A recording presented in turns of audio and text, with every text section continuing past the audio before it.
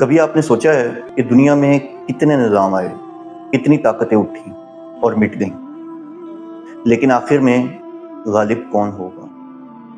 अल्लाह अज़्ज़ व जल कुरान पाक में फरमाते हैं, वही है जिसने अपने रसूल सल्लल्लाहु अलैहि वसल्लम को हिदायत और दीन हक के साथ भेजा ताकि उसे तमाम दिनों पर गालिब कर दे, चाहे मुशरिकों को कितना ही नागवार गुजरे।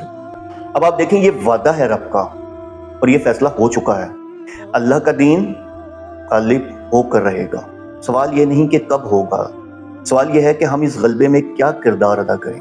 आज हम उम्मत मोहम्मद सल्लल्लाहु अलैहि वसल्लम के मानने वाले हैं, लेकिन अफसोस हमने कुरान को अलमारियों में बंद कर दिया, हमने दीन को सिर्फ मस्जिद तक महदूद कर दिया, हमने इस्लाम को अपनी जिंदगियों से अलग कर दिया और फिर हम हैरान होते हैं कि इस्लाम क्यों गालिब नहीं हो रहा।